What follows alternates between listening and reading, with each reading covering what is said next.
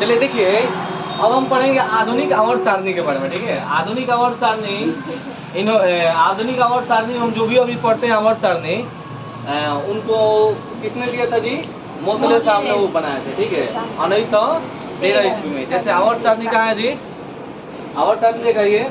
और ये जो आवर्त सारणी बनाए थे, इनका आधार क्या था?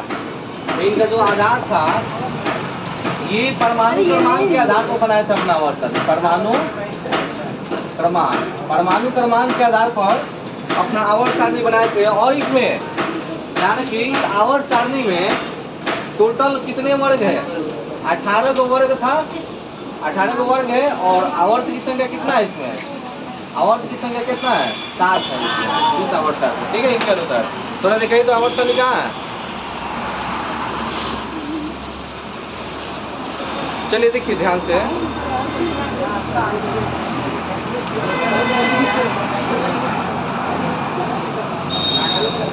देखिए आपका यही मोसले का लिखा है यहाँ पे, मोसले नियम पर आधारित। हाँ। ये आवर्त सारणी का जो दीर्घ रूप है, किसके नियम के आधारित पर आधारित है? मोसले के नियम पर आधारित है। ठीक है, किनके आधार पर आधारित है? मोसले के नियम पर आधारित है। ठीक है, यही इसमें टोटल कुल अभी 118 तत्व है। ठीक है, और इसमें 4 को ब्लॉक होता है, 4 भागों में इसको बांटा गया। ठीक है, इस ब्लॉक में, बी ब्लॉक में और डी ब्लॉक में, और यहाँ पे क्या होता है? F block. एफ ब्लॉक कैसे है? तो एफ ब्लॉक इसी आवर्त 6 और 7 से एफ ब्लॉक बना है। आवर्त 6 में यहाँ पर देख रहे हैं, देखिए आवर्त 6 में जब आप लोग देखिएगा ना, तो इसमें क्या होता है? इसमें आपका कहाँ है?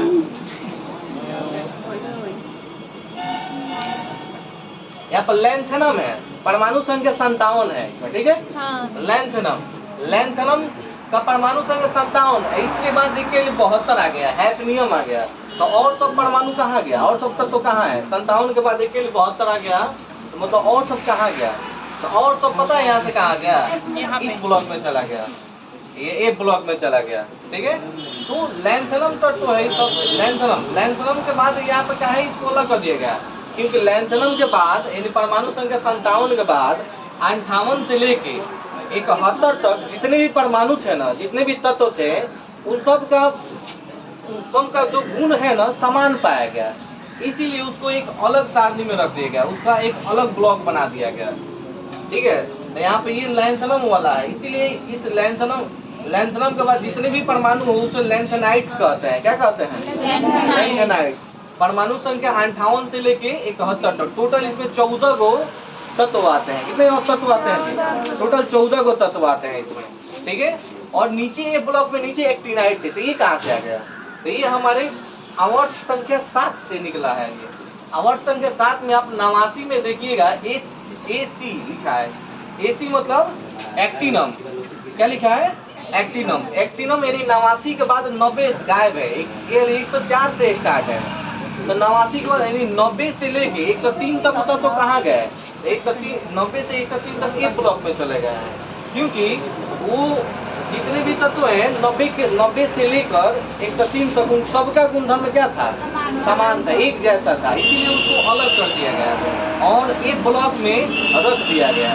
और इस तत्व को 90 से लेके जो 103 तक तत्व है उनका नाम एक्टिनाइट्स रख दिया गया। क्या रख दिया गया? एक्टिनाइट्स। ठीक है, ये किस आवर्त के तत्व है? 90 से लेके 103 आवर्त 7 के तत्व है। और आवर्त 6 के जो है लैंथेनाइट्स, वो कहाँ से कहाँ? 158 से लेके कहाँ तक है? 71 तक। इन दोनों के एक अलग ब्लॉक बना दिया, एक ब्लॉक बना दिया। और इस एक ब्लॉक के तत्वों को अंतः संक्रमण तत्व कहते हैं। क्या कहते हैं? अंतः संक्रमण तत्व के नाम से जानते हैं। ध्यान रखिएगा। ठीक है, चलिए तो आप लोग देख लीजिए, हटा देते हैं इसको, आप लोग देख लीजिएगा घर के।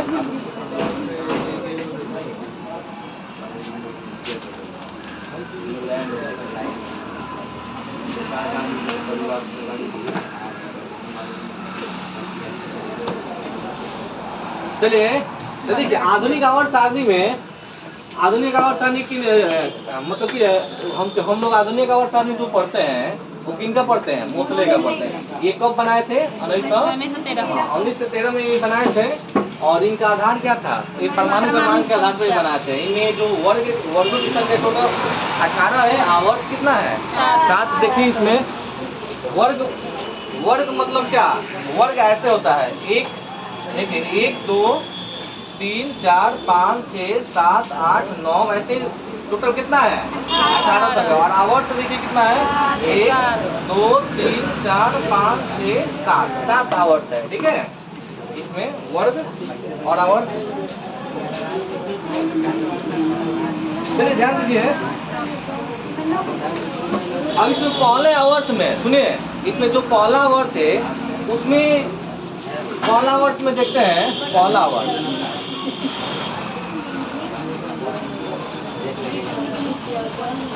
पहला आवर्त में कौन कौन सा तत्व आता है? तो देखिए पहला आवर्त में आपका, देखिए यहाँ पे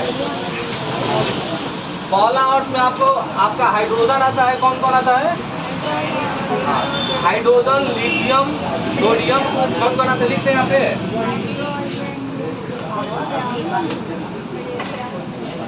पहले आवर्त में आता है hydrogen,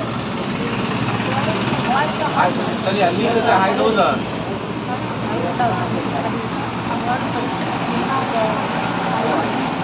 hydrogen, lithium,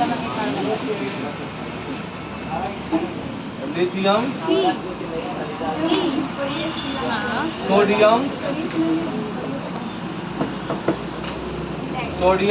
potassium,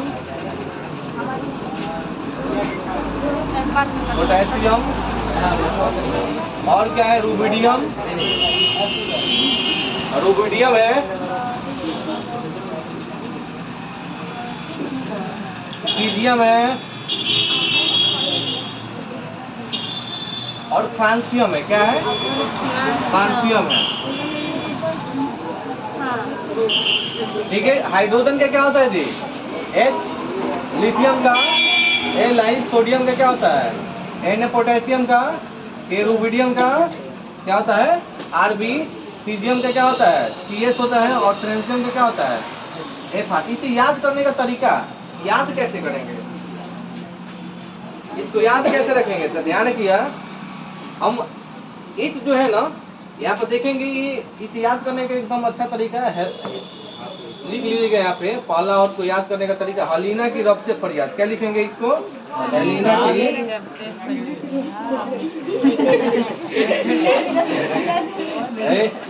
Helena की रब से फरियाद। किससे फरियाद? रब से फरियाद। ठीक है, तो देखिए हे मतलब क्या होता है जी? हाइड्रोजन। ली मतलब क्या होता है? लिथियम। ना मतलब क्या होता है? सोडियम, ना Na। हेलिना की मतलब के, रब मतलब Rb, रुबिडियम, से मतलब सीजियम, और फरियाद मतलब फ्रांसियम। क्या होता है? फ्रांसियम। ठीक है, तो याद हो जाएगा आप लोगों को। चलिए नेक्स्ट क्या है?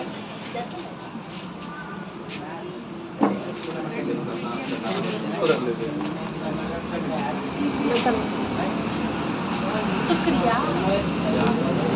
चलिए, जो पहला वर्ड सारणी है लिख लीजिएगा आप लोग नोट में।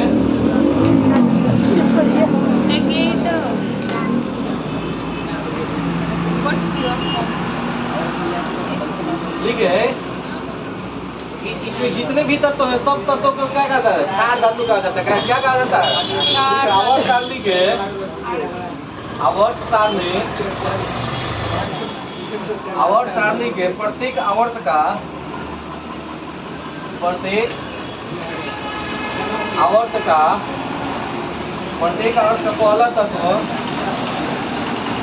पहला तत्व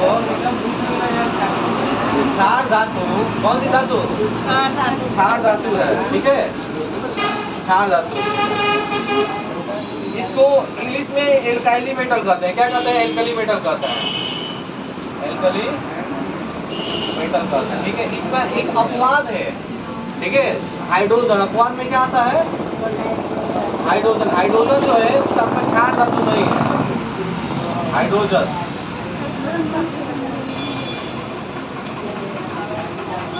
ठीक है, नेक्स्ट 2 नंबर लिखिएगा नोट। आवर्त सारणी का प्रत्येक आवर्त का आवर्त सारणी के प्रत्येक आवर्त का अंतिम तत्व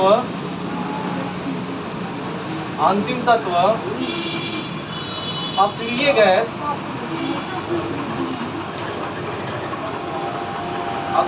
इसको इंग्लिश में इनर्ट गैस कहते हैं। ठीक है, इनर्ट गैस है। नोट नंबर 3 में लिखिएगा आवर्त सारणी का नवीनतम तत्व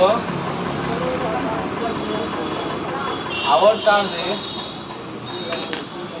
का नवीनतम तत्व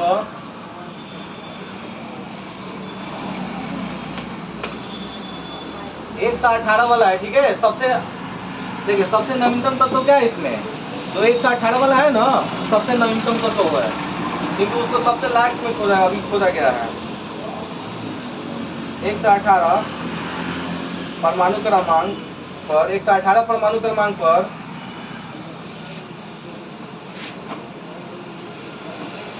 इसका नाम क्या है जी, ऑर्गेनेशन। क्या नाम है, ऑर्गेनेशन। नीचे लिख देते हैं ऑर्गेनेशन, जिसको ओजी से सूचित करते हैं। संकेत क्या है जी इसका, ओजी है। ठीक है, चलिए नोट डाउन कर लीजिए इसे।